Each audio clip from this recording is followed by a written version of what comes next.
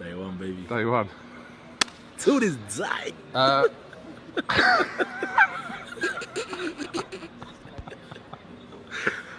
To this day. To this day.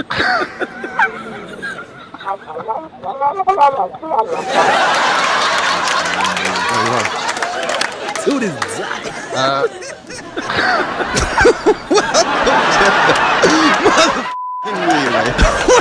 We're covering today's top boxing news.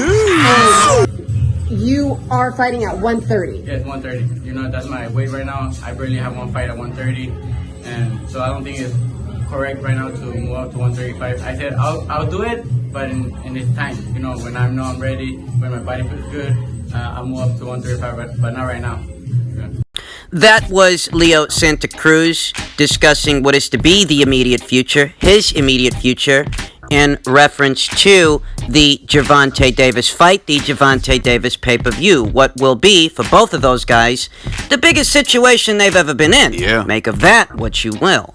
And what Leo's saying is, basically, he's not ready for 135, and he's not going there yet. He'll go there when he's good and ready to go there. And that's pretty important, because when things go back to normal, and boxing comes back, the next proposed matchup for both the fighters, Gervonta and Leo, presumably, would be against each other. But the contracted weight, it is pretty important, pretty relevant to the contest itself, as I'm of the opinion Gervonta Davis can't make 130 pounds, not comfortably. nah. If they grind it out and make the weight, it could be physically taxing for Gervonta. I mean, let's not kid ourselves. That's why this kid moved up in the first place, because he was already struggling to make 130. He goes up to 135, he almost blows that.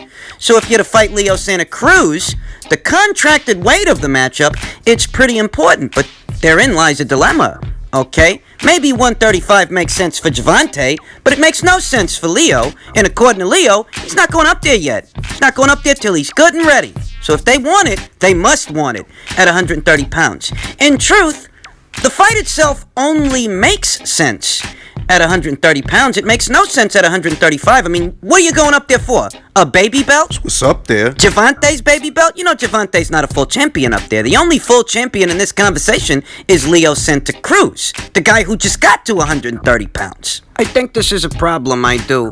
I think that this requires reconciliation. And given what's going on across the globe, the fact that everything, including boxing, has come to a screeching halt, what I'm envisioning is a situation to where perhaps Leo's next fight won't be against Gervonta, and Gervonta's next fight won't be against Leo. That's right. There's certain realities we have to accept about this global pandemic that have a great effect over the sport of boxing, the business of boxing, and what would take place thereafter moving forward, if and when things get back to normal, that, you know, in all likelihood, maybe these two guys don't fight. Maybe they just conjure up different opponent options for these guys in what will be their comeback fight. Because, you know, they're both on an imposed, mandatory layoff. Everybody's self-quarantining right now. And in that situation, I'm not convinced that Leo's very first fight back and Gervonta's very first fight back is you know, it's going to be against each other. I don't think it's going to happen that way. In all likelihood, the both of them are going to get some tune-up fights. It might happen that way. And that still does leave the contracted weight of the bout to be reconciled, that even if they both get a little tune-up fight, a little shaking off the cobwebs fight, once things get back to normal, at what weight is their fight going to be at? Because even if Leo gets a little tune-up fight, Even if. comeback fight, well, that would have to mean he's only had 2 fights since arriving at 130 pounds. That doesn't exactly prepare him for what's waiting for him at 135. It still wouldn't make much sense for Leo to go up there just to fight for a baby belt. Honestly. I mean, at least when Khan went up there to fight Canelo, the middleweight, was for a full title. When Brook went up there to fight Golovkin, it was for a full title, full titles. Whereas Leo's going to go to 135 having had only 2 fights at 130 to fight for a trinket title that he's likely going to throw in the air anyway, regardless of what happens. Yeah, I'm not buying it. I'll tell you what I think. I think that Leo Santa Cruz and his people, his team, they know that they've got a lot of leverage in that situation because Gervonta actually needs Leo. If Gervonta don't fight Leo, then who does he fight, you know?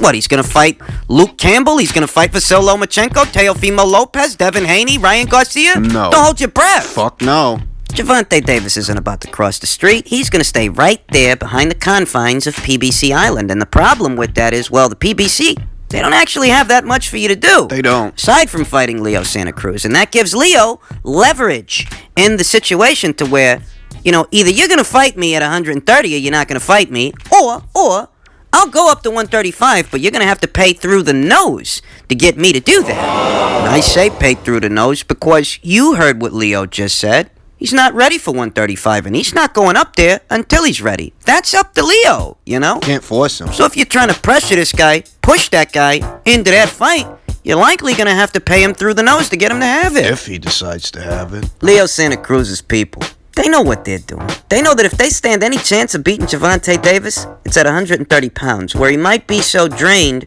from trying to make the weight that it might so affect his performance that it, you know, evens the playing field for Leo. It seems like they're trying to force that issue that, you know, he's not going to go up there until he's ready. And right now, he's not ready. Anybody that has any reservations to my assertion that Leo Santa Cruz has a lot of leverage in this situation, just remember, he's the other half of this fight. They need this guy, you know? They've guided him away from everyone else. For years. You know, they protected him from Big Bad Rigo. He never did give Cole Frampton that third fight, which was supposed to go down in Belfast. He didn't so much as sneeze in the direction of Gary Russell, which I think would have been a better fight than this, all things considered, as both guys were champions at the time at 126. It would have been an even playing field. But if you're expecting here and now for Leo Santa Cruz to just take on these kinds of risks, well, I mean, you've made him into this kind of fighter, you know? You've groomed him to be this kind of guy. Yeah. A hardliner. A guy who's not just going to take risks for the sake of taking risks. And sounds a lot like, you know what? Leo doesn't want to dare to be great the way that Mikey Garcia dared to be great with Errol Spence. No, Leo, you know, he's saying it's 130, a no fight, and he's got the leverage to stand by that. I mean, you can't make him go to 135, not if he doesn't want to. And you can forget about fan demand because the fans were never demanding this fight. Oh, they had some demands of Leo, and they had some demands of Gervonta, but this wasn't one of them, you know? People aren't going to fault Leo if he decides to stay right there where he is. They're not. They're not going to pressure him into that Davis fight, and that puts Davis in a very compromising situation because then, who are you going to fight? You're going to have to acknowledge the rest of 135 instead of looking at a guy who just moved up to 130. Tough spot for Davis, a tougher spot for Davis than it is for Leo. What do you think happens if Leo Santa Cruz decides to stay put right there at 130 pounds? You think the fans are going to lose sleep over that? You think they're going to be in an uproar? No. Saying Leo's ducking Gervonta Davis when they know that they're in different weight classes and Leo just got there. No, that's not going to happen. And what will happen is you're going to face a scarcity of opponents for what's supposed to be your next pay-per-view star, your next pay-per-view fighter, Gervonta Davis. You notice what the talk is. They don't say that Leo Santa Cruz is the next pay-per-view star. They don't try to market him to me and you that way. No, they say that about Gervonta. That's the guy they're invested in. But what happens when the would-be pay-per-view star can't be on pay-per-view because the other half of it doesn't want to come up in weight? Well, something's got to happen. Maybe Davis decides to go down to 130.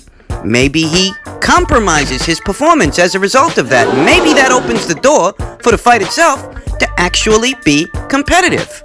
Tell you, it's a tricky situation. And I look forward to seeing how it plays out if and when things get back to normal. Showtime's ratings were not good because Showtime has no reason to be in boxing.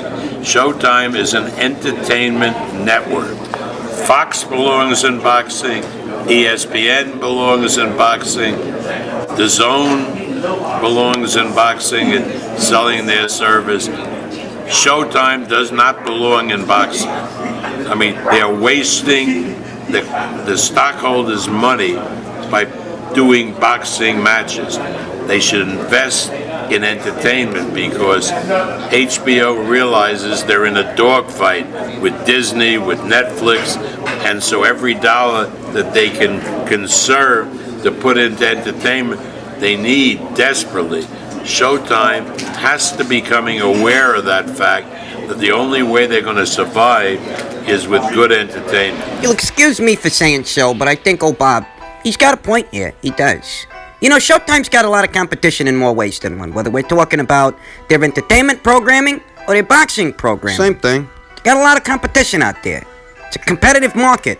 And in order for Showtime to survive what is quickly becoming the streaming era, they've got to reallocate their resources into their entertainment programming, their series, their TV shows, because those are the kind of things that lend themselves to the overall longevity Channel. of a network more so than boxing, especially for Showtime, when Showtime's not showing anything. I mean, they weren't showing anything before this global pandemic thing started, In the and future. no likelihood they won't be showing much thereafter, as the PBC has so decided to put their front row guys, you know, their A-team, Elsewhere. on Fox, as fighting on Fox puts those fighters in a pole position to reach that many more of American homes. In that way, even in the realm of boxing, Showtime has been relegated to the proverbial back burner. The Leo Santa Cruz versus Gervonta Davis fight we just talked about, that potential pay-per-view, that would presumably end up on Showtime, as that's where Gervonta Davis has been fighting and still is fighting. And that kind of a pay-per-view, the kind of pay-per-view that the fans aren't really asking you for that, you know, there's no fan demand for that fight.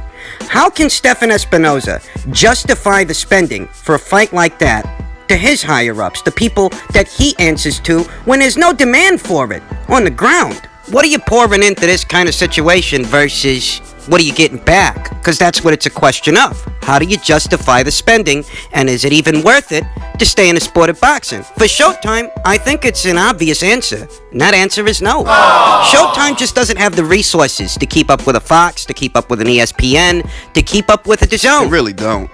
These are considerably larger platforms, larger networks, so to speak, than Showtime is. Well, I could tell you things like perhaps what Showtime can do to increase their boxing content is to perhaps iron out some kind of deal with Dimitri Salita of Salita Promotions, have his fighters fighting on their platform, since a good number of the PBC's fighters have gone elsewhere. I could tell you that they could strike a similar deal with Lou DiBella and give his fighters a platform to fight on. But does that actually meet the overall needs of the network? Is that gonna cut it? The answer is still no, because lest we forget what the end game is. The end game is drumming up business, bringing in ratings, and thereby bringing in paying customers that would purchase what would be pay-per-view fights that have been built up on their platform, their network. At this point in the juncture, that's not happening for Showtime.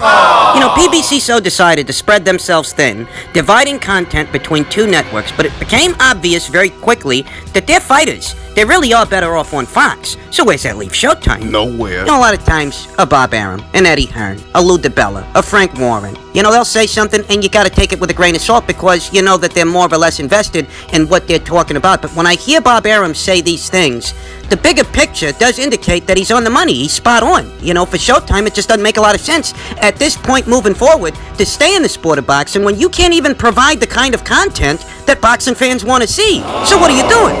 I happen to think that Showtime orchestrated their own demise, as far as the sport of boxing goes, by being so invested in Deontay Wilder. And I mentioned Deontay Wilder because it was reported he received a guarantee in order to reject DAZN's offer. Part of it. At least a part of it. The $20 million part, where they give him $20 million to fight Dominic Breazeale. He was going to fight anyway, but fight that guy on their platform. DAZN offering Deontay that kind of money for that kind of fight put Showtime in a position to where if you want to stay in the Deontay Wilder business, it's going to cost you. And what it costed them appears to have been a sizable chunk of their annual budget. You know, it's a number that ranges anywhere from 10 to 20 million. That's right. There's a lot of different numbers floating around out there. But it does seem like whatever it costed them, it was more than they could afford to spend. Just for Deontay to end up going somewhere else right after that Dominic Breazeale fight. Well, where does that leave Showtime? It leaves them in a hole. You spent all this money to keep this guy on your side of things, and he ends up on another network in his very next fight. Now, spending that amount of money on this guy without actually getting a return puts you in a position to where you really can't afford to stage any other sizable events because you've spent so much of your budget on this particular guy. This particular guy who didn't actually bring you a return on that. You know, they didn't make any money off of that because the Breazeale fight wasn't a pay-per-view. And without getting a return on that kind of spending, that severely hinders your ability to stage certain cards involving certain fighters moving forward, as your budget has been significantly depleted just trying to compensate this guy. This is why I told you that, Showtime or whoever trying to match DAZN's offer for the Brazil fight was foolhardy, because that offer DAZN made wasn't based on Wilder's marquee value. That's not based on his ability to bring in that kind of money so much as it's a signing bonus of sorts. An act of good faith, We're willing to give you this kind of money to cross over to our side of things. But make no mistake, Wilder himself doesn't bring in that kind of cash. Now, you might be thinking to yourself, what do you mean he doesn't bring in that kind of cash? He just did 850,000 pay-per-view buys with Tyson Fury in their rematch. That's true. But what you will notice is that the reported pay-per-view buys, which are anywhere from 700,000 to 850,000, you'll notice that those reported pay-per-view buys fall short of the reported break-even point, which is 1.1 million Pay-per-view buys. Essentially, it's a question of how much money is being poured into orchestrating these events versus how much of that money are you actually getting back. And if you don't break even, that's saying you didn't get anything back. Now, layman's types. Accommodating Deontay Wilder's demands, his asking price to be in a fight, it's costed Fox a lot of money that they didn't get back, and it's costed Showtime a lot of money that they didn't get back. Now, Fox can afford to take the hit because they're a very big network. They got no shortage of money to go around. But when it comes to Showtime, it's a different story. And why are Fox and Showtime trying to accommodate that kind of a demand, provide that kind of number to Deontay Wilder anyway? I'll tell you why. It's not his marquee value. It's all based on what appeared to be a signing bonus from DAZN, not his actual ability to generate that kind of money. Otherwise, they would have broke even on a Fury rematch. But for all intents and purposes, they didn't. I mean, this is what the reports are saying. This ain't coming from me. It's coming from them. You think about what Showtime said in reference to the Luis Ortiz rematch. They said for them, it didn't make financial sense. Well, why do you think it doesn't make financial sense? Because of Wilder's asking price. You can't justify the spending. You've already severely depleted your resources trying to match DAZN's offer. So you ain't got no more money to throw at this guy. And in that way, being in the Deontay Wilder business has not been a fruitful endeavor for Showtime. If anything, it's costed them money. More money than they could afford to spend. And that's why they find themselves in their current predicament. They can't keep up with the Joneses. They ain't got the resources for it. And they ain't got the resources because they depleted them. On this fucking guy.